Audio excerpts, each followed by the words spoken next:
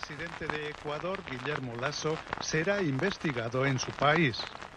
El Parlamento aprobó el domingo una investigación para determinar si el mandatario violó la ley al mantener dinero en paraísos fiscales, tal como se desprende de las revelaciones de los papeles de Pandora. El legislativo encargó a la Comisión de lo Constitucional esclarecer la vinculación del presidente y en 30 días elaborará un informe que luego se debatirá en el Pleno.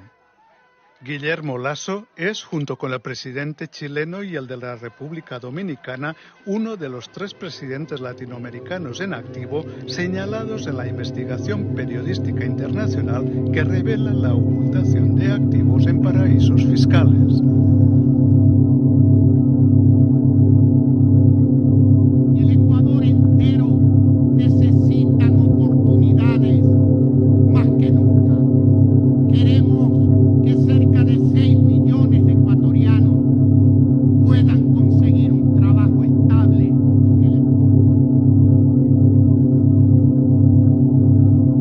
No sabrán ustedes quiénes son los verdaderos evasores de impuestos. Aquellos que viven como ricos y tributan como pobres. Aquellos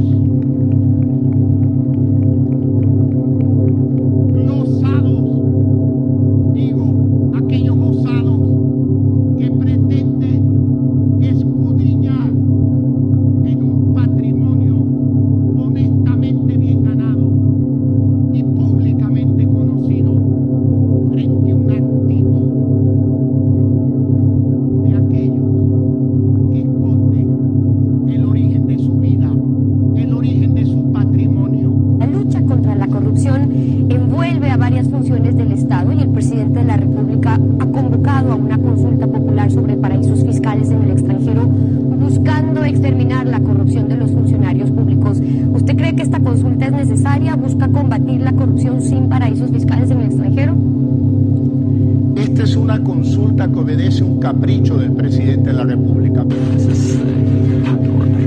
Más de 330 políticos de 91 países constan entre quienes intentaban ocultar sus fortunas. Guillermo Lasso aparece en los Pandora Papers. El presidente era el beneficiado de estas sociedades y en caso de su fallecimiento pasarían a nombre de su esposa María de Lourdes y de sus 5 hijos. A finales de 2017 se crearon 2 fideicomisos en Dakota del Sur, Estados Unidos, también considerada como paraíso fiscal, los que absorbieron las acciones de las sociedades disueltas. En las pasadas elecciones, cuando era candidato, Guillermo Lasso declaró haber pagado impuestos por $4.5 millones en los últimos 5 ejercicios fiscales, pero parte de su patrimonio ya no estaba en Ecuador. Estas empresas generalmente son usadas para lavar dinero, ocultar riquezas o evadir impuestos. El exbanquero aspiré a la Comisión de Fiscalización, bueno, por mi naturaleza de periodista de investigación, quería estar ahí, pero esto nació de un diálogo, yo nunca lo ocultaba a ti mismo, con el presidente de la República, Guillermo Lasso. El presidente Lasso, por quien voté y a quien apoyé en la segunda vuelta, me dijo, un poco, ¿qué quieres? Y yo le dije, nada, yo no quiero nada del poder, porque ese poder es peligroso. Entonces me dijo, me gustaría que me acompañes en mi cruzada anticorrupción desde la Comisión de Fiscalización. Le digo, eso me gusta.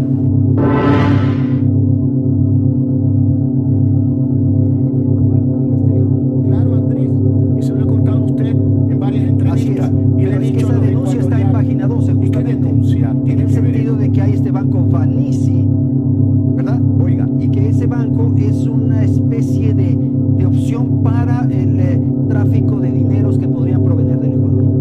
mire, Andrés, ese banco es un banco real que tiene edificio alquilado en Panamá, que tiene personal panameño, que tiene clientes, que paga una tasa impositiva del 25%,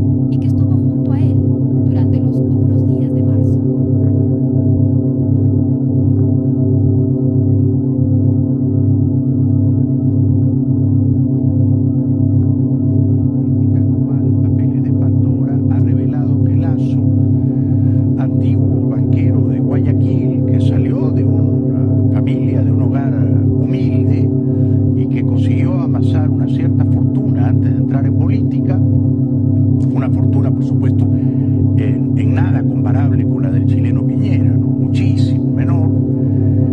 Lasso resulta que tenía 14 cuentas en paraísos fiscales, 11 de ellas en Panamá. Panamá era su preferencia. Ustedes comprenderán que cuando un individuo abre una cuenta en Panamá o en Islas Caimán o en las Islas Vírgenes Británicas o en Andorra o en Mónaco, los principales paraísos fiscales, si no he olvidado algún otro importante, es porque tiene dinero, ¿no? Comencemos por ahí. Nadie de clase media abre una cuenta en un paraíso fiscal, porque abrir la bendita cuenta en un paraíso fiscal te va a costar $10.000 mínimo, mínimo. Es lo que te cobra el despacho de abogados en Panamá, ¿no es cierto? Tienes que ir a un bufete, tienes que presentar tus documentos, tienes luego que imaginar las siglas de una compañía fantasma que no sea fácilmente rastreable contigo. Luego a esa compañía se constituye otra compañía que es dueña de ella y una tercera que es dueña de las dos, que sí hacen, y te van cobrando. Entonces tienes que estar dispuesto a gastar 10, 20 o 30 mil dólares en crear esas empresas.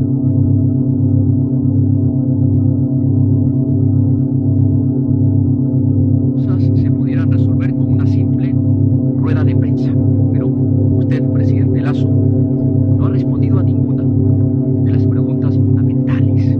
No hace falta recordarle que ya no estamos en campaña electoral.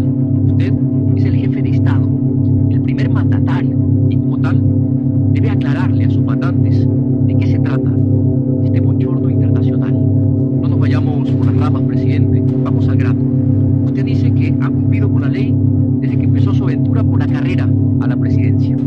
Digamos que ese fue el costo del capricho, deshacerse de sus propiedades en paraísos fiscales. ¡Qué vergüenza!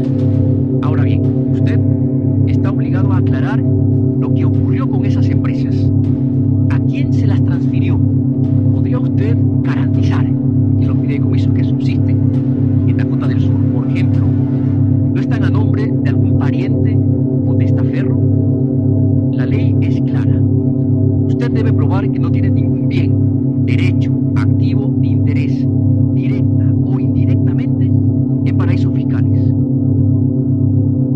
El ecuatoriano primero inició un debate interno y ahora está tratando de convencer a algunas naciones con respecto a un pacto ético y la eliminación de los paraísos fiscales. ¿Qué opina usted sobre esta propuesta del gobierno ecuatoriano?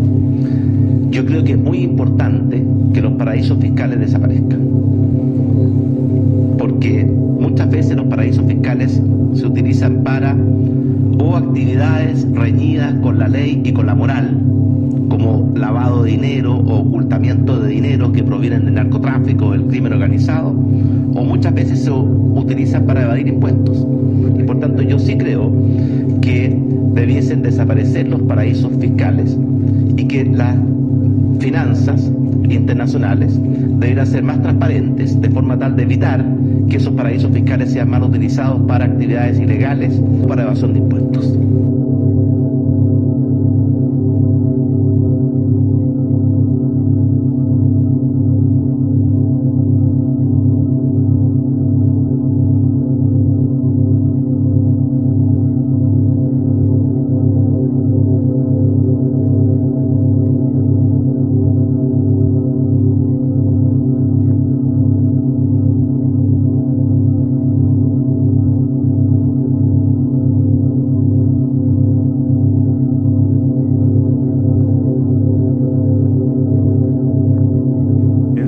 Tiene la palabra a través de Zoom el convencional señor Jorge Baradit. Buenas tardes a todos, buenas tardes, Marimari y Langmian. Entiendo las palabras de Bernardo de la Maza. La constituyente debe tener como su principal preocupación la redacción de la nueva constitución, pero es un órgano político que escribe la Carta Magna en un contexto, como lo es la propia emergencia climática. Dicho esto, debemos comprometernos a generar las condiciones en sistema de gobierno para que las instituciones de la República, incluida la presidencia, nunca más pongan en primer plano los intereses económicos por encima de los medioambientales, que nunca más los bolsillos de los grandes empresarios estén por encima de la acidez de enormes extensiones de bosques, que nunca más se desplacen a seres humanos para explotar nuestros campos, que nunca más los bolsillos hagan que se cierren las escuelas en vez de las chimeneas tóxicas que matan niños. También debemos castigar con las más grandes penas a quienes, en virtud de su enorme poder y autoridad y movidos por la codicia, por un lado pongan pingüinos de utilería en Dubái, que desnuda la política también de utilería que hay sobre el medio ambiente, o que se vean involucrados hoy en corrupción internacional para aprobar proyectos que destruyen ecosistemas únicos. Esas autoridades no son dignas de llevar el cargo que esta tierra les entrega, confiados. Exijo una acusación constitucional contra Sebastián Piñera para su destitución. Y si la ley es incapaz de enfrentar los poderes fácticos que sostienen las autoridades espurias, nuestra nueva Constitución debe considerar mecanismos de revocación de mandato popular para que nunca más un presidente dañe a la naturaleza a la que pertenecemos todos, solo